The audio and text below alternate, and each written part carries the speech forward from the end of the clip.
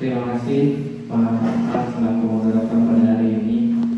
Bismillahirrahmanirrahim. Assalamualaikum warahmatullahi wabarakatuh. Waalaikumsalam warahmatullahi wabarakatuh. Cek, udah. Bapak Ibu, izin menyampaikan praktik baik saya di CGP Angkatan 10 ini ya, karena berbarengan mungkin akan ada satu jam ke depan untuk saya akan memaparkan beberapa materi tentang budaya positif apa saja yang akan kita kembangkan di sekolah kita ini, dan budaya positif apa saja yang sudah terjalin di sekolah kita ini agar kita bisa jaga dan lainnya.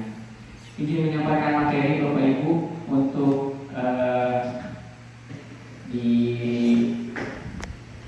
Ki Hajar Dewantara. Pendidikan dan tuntunan terhadap segala kekuatan kodrat yang dimiliki anak agar bisa mampu mencapai keselamatan dan kebahagiaan yang setinggi-tingginya, baik sebagai seorang manusia maupun seorang anggota masyarakat. Ya, dimana kita juga harus mengenal kodrat zaman dan kodrat alam peserta didik kita ya. Mungkin akan ada perbedaan di mana kita dulu belajar dengan sekarang kita memberikan pembelajaran kepada peserta didik kita, di mana untuk di zaman sekarang kita lebih memanfaatkan teknologi pada saat kita memberikan materi. Terus kalau diingat-ingat kembali, mungkin kalau di zaman kita jarang sekali menggunakan S-Breaking, tapi sekarang seperti buku foto, yang buku kita sering S-Breaking dulu dan lain-lain, itu sudah termasuk ke dalam kodrat zamannya kita. Nah, kalau di kodrat alamnya sendiri kita harus menyesuaikan bagaimana situasi dan lingkungan kita mengajar saat ini.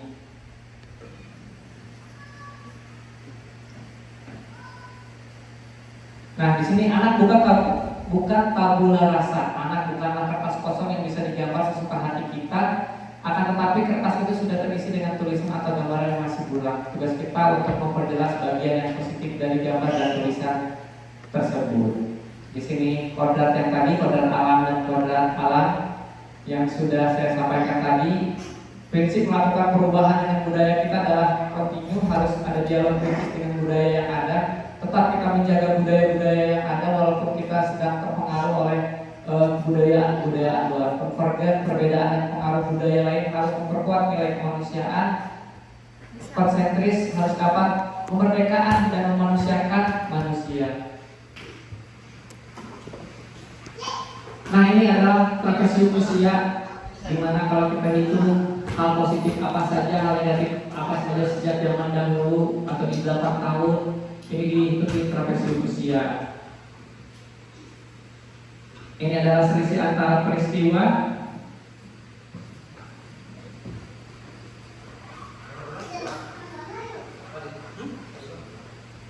Nah, di sini ada metode atap sendiri terdiri dari A-nya aset, dari tantangan, aksi, dan pembelajaran. Sebenarnya di metode-metode itu adalah bagaimana sih kita harus mempersiapkan pembelajaran itu tersendiri. Biasanya apa yang akan kita rencanakan? Nah, diawali dengan buat pertanyaan, misalkan kelas 10-1, bagaimana sih cara untuk mengajar yang asik di kelas 10-1? Lalu ambil pelajaran di mana kita telah melakukan pembelajaran, biasanya di jam-jam tertentu ada anak yang kurang konsentrasi dan lain-lain. Garilah mimpi ini di sini kita berpikir anak-anak kita tuh harus seperti apa sih ke depannya. Jabarkan rencana kita lalu atur eksekusi. Selanjutnya, karena waktunya sejam ya ini, maaf, jadi saya percepat. Budaya positif. Budaya positif di sini adalah sebenarnya kalau untuk sekolah kita budaya-budaya positif kita sudah alhamdulillah terlaksana dengan baik ya, dimana kita bergantian di depan untuk menyambut anak sudah positif, terus peserta didik kita juga sudah tertib dan datang di setiap paginya dengan tertib dan taat. Namun ada beberapa mungkin budaya positif yang harus kita gali kembali. Nah, di sini menurut Dr. William Kessler dalam kontrol teorinya, kemudian dari berkembang dinamakan choice theory, meluruskan beberapa miskonsepsi. Ilusi guru mengontrol murid. Jadi kadang kita berpikiran harus mengontrol murid atau peserta didik kita. Ilusi bahwa semua penguatan positif efektif dan bermanfaat. Ilusi bahwa kritik dan membuat orang merasa bersalah dapat menguatkan karakter. Jadi karena kita marah ke anak tuh melalui kritik-kritik gitu, kamu kenapa mau datang terlambat? Hanya dengan ungkapan atau kata-kata yang memang hanya akan memiliki efek negatif kepada peserta didik kita. Nanti akan dijelaskan bagaimana cara kita untuk menegur dengan baik dan lain-lain. Ilusi bahwa orang dewasa memiliki hak untuk memaksa. Nah, ini terkadang karena kita merasa kita sudah berpengalaman atau kita lebih tua dari peserta didik kita, kadang kita memiliki hak untuk memaksanya mengikuti apa kehendak kita.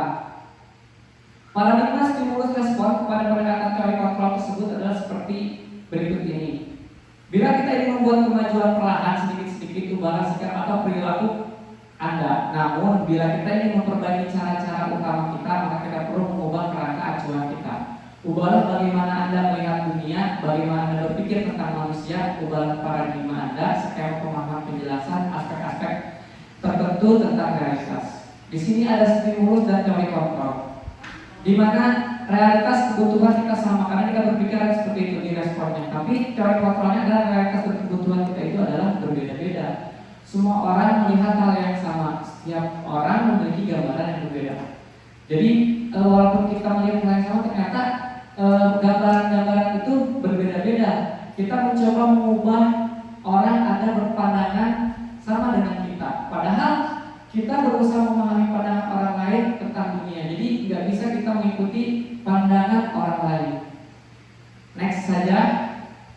Di sini kita akan membahas tentang kedisiplinan, di mana menurut Bapak Pendidikan kita, Ki Hajar Dewantara menyatakan di mana ada kemerdekaan, disitulah harus ada kedisiplinan yang kuat. Sesungguhnya disiplin itu bersifat step yaitu kita sendiri yang mewajibkan kita dengan sekeras-kerasnya.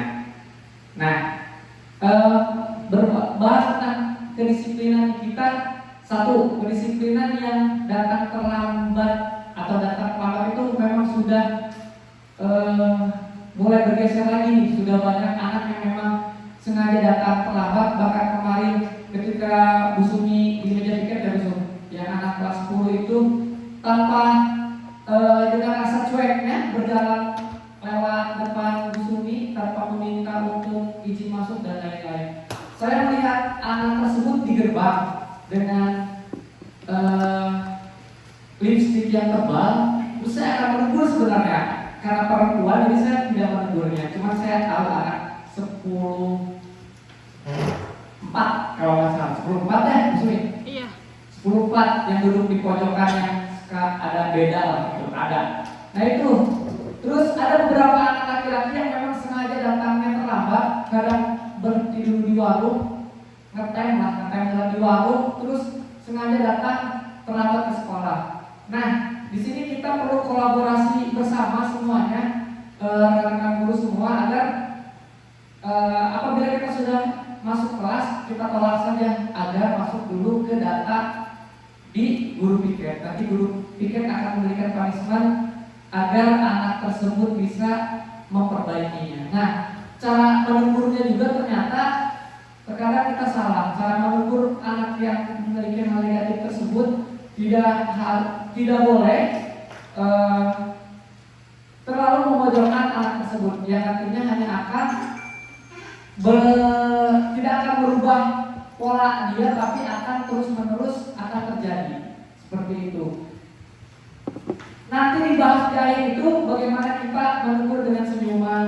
Jadi kita anggap peserta didik kita adalah sebagai teman. Jangan sampai hanya umpatan-umpatan yang keluar atau kata-kata yang memang tidak memotivasi untuk peserta didik kita akan ke arah perubahan. Nah, tetap saja ketika kita mengajar atau melaksanakan kegiatan kita di sekolah ini, kita harus selalu berpatokan kepada profil pelajar Pancasila ini. Yang pertama yaitu beriman bertakwa kepada Tuhan. Kita sudah melaksanakannya di kegiatan duha yang sering, terus berkebinekaan global, bergotong royong, di kegiatan seperti kemarin bersih-bersih sampah setelah perpisahan, terus kreatif, bernalar di kritis dan mandiri. Nah, ternyata ada 3 motivasi perilaku manusia. Yang pertama, untuk menghindari ketidaknyamanan atau hukuman. Jadi ketika peserta didik kita belajar, ada peserta didik yang hanya menghindari ketidaknyamanan atau hukuman. Terus untuk mendapatkan imbalan atau penghargaan dari orang lain, contohnya kita melakukan pembelajaran. Nah, ketika pembelajaran kita laksanakan, mungkin saya contohnya di bahasa Indonesia, saya memberikan tugas silakan membuat puisi. Nanti puisi yang bagus maka akan mendapatkan hadiah dari Bapak berupa tas misalnya atau berupa makanan. Ternyata itu tidak boleh. Kenapa tidak boleh? Karena peserta didik akan termotivasinya untuk mendapatkan imbalan, bukan untuk pembelajaran. Nanti efeknya ketika kita pembelajaran selanjutnya tidak memberikan imbalan kepada peserta didik kita, maka peserta didik yang berharap akan imbalan itu akan turun, akan berubah pemikirannya. Nggak akan dikerjain, toh tidak ada imbalannya. Nah, seperti itu. Untuk menjadi orang yang mereka inginkan dan menghargai diri sendiri dengan nilai-nilai yang mereka percaya. Saya percepat Bapak Ibu. Hukum dan konsekuensi dan restitusi. Nah, terkadang tindakan terhadap suatu pelanggaran itu pada umumnya berbentuk hukuman atau konsekuensi. Jadi ada yang hukuman, ada yang konsekuensi. Apabila anak, contoh, kita sudah sepakat sama peserta didik, dewan guru dan lain-lain bahwa sepatu putih itu dipakai hanya di hari Jumat. Dan ketika ada peserta didik kita yang menggunakan sepatu berwarna putih di hari selain hari Jumat, maka sepatunya saya ambil dan sita kan. Nah, itu masuk ke dalam konsekuensi atau hukuman? Konsekuensi, benar. Jadi konsekuensinya adalah anak disita dulu sepatunya sampai siang, itu masuk ke dalam konsekuensi. Itu.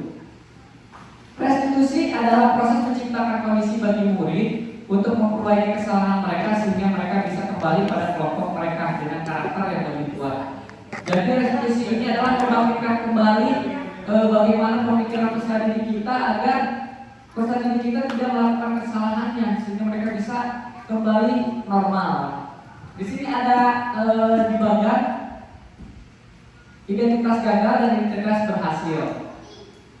Guru berbuat penghukumannya itu menghardik, menunjuk-nunjuk, menyakiti, menyindir. Jadi kita jangan sampai ketika kita menegur, menunjuk-nunjuk kamu sudah terlambat, itu tidak boleh. Apalagi dengan menyakiti atau menyindir. Nah, ini membuat orang merasa bersalah. Berceramah menunjukkan kekecewaan mendalam. Cuma membuat alasan-alasan untuk muridnya. Pemantau menghitung dan mengukur, manajer mengajukan pertanyaannya. Nah, di sini kita termasuk ke dalam yang mana nih? Apakah kita termasuk guru yang penghukum?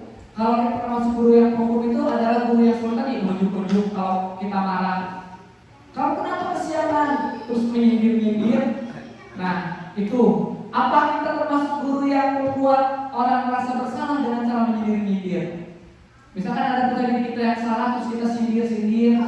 Apakah kita selaku temannya yang membuat alasan-alasan untuk murid-muridnya? Jadi kita merasa teman atau hanya pemantau, menghitung dan mengukur. Kita hanya melihat saja kenakalan-kenakalannya. Atau manajer di sini adalah mengajukan pertanyaan-pertanyaan, dan yang terbaik itu adalah sebagai manajer.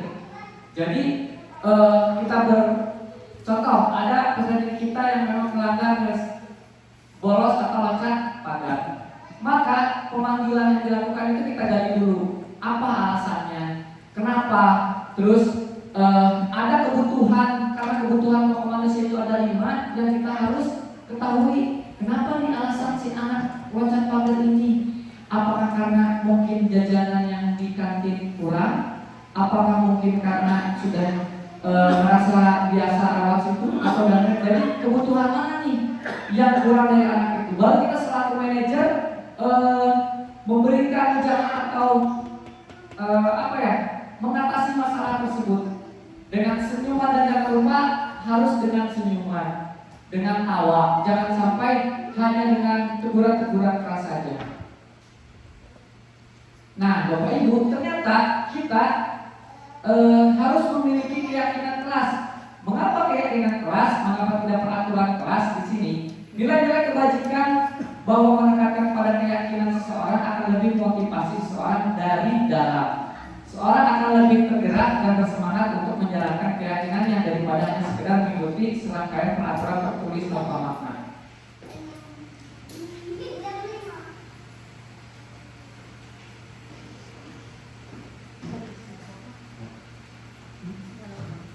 Nah, keyakinan kelas ini mungkin bisa kita gunakan di semua kelas.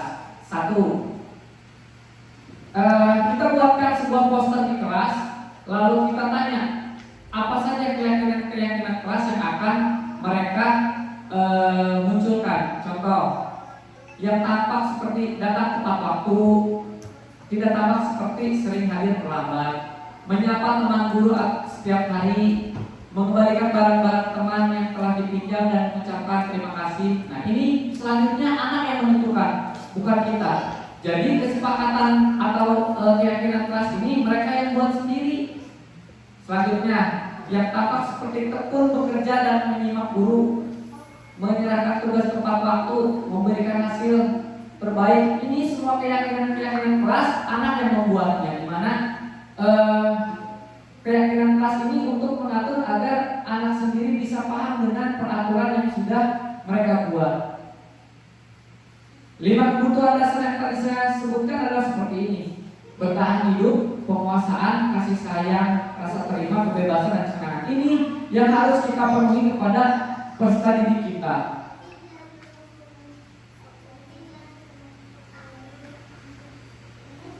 Baik Bapak Ibu, karena waktu saya 1 jam sudah berakhir, jadi saya tutup. Mohon maaf, ini bukan memberikan materi, ini hanya memberikan pengalaman baru atau berbagi saja, berbagi ilmu kepada Bapak Ibu.